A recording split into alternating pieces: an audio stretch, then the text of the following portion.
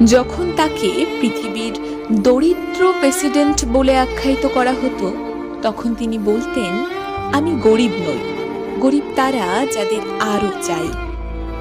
রাষ্ট্রপ্রধান হওয়ার আগেও কৃষিকাজ করে জীবিকা নির্বাহ করতেন, আর পরেও স্ত্রীকে সঙ্গে নিয়ে সেই কাজই করতেন নির্দ্বিধায়।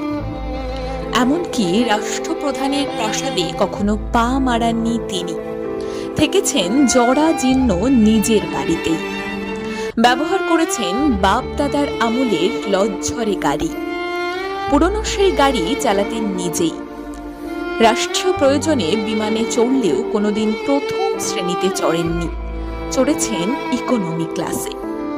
তিনি আর কেউ নন, তিনি হলেন উরুগুয়ের সাবেক প্রেসিডেন্ট হোসে মুজিকা। তিনি আর আমাদের মাঝে নেই। যুদ্ধের এই বাজারে সারা পৃথিবীর তাকে মনে পড়ে।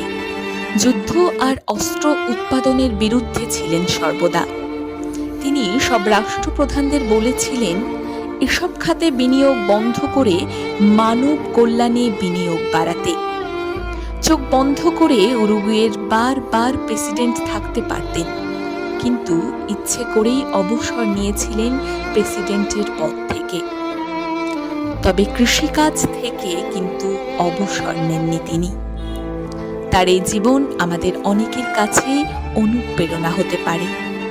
শিক্ষা নিতে পারেন সরকারি প্রাসাদ, দামি গাড়ি বহর আর একাধিক প্রহরীতে মোড়া নিরাপত্তা বলয় নিয়ে চলা রাষ্ট্রনায়কেরা, যদিও তাদের কাছে মুজিকো বোকা।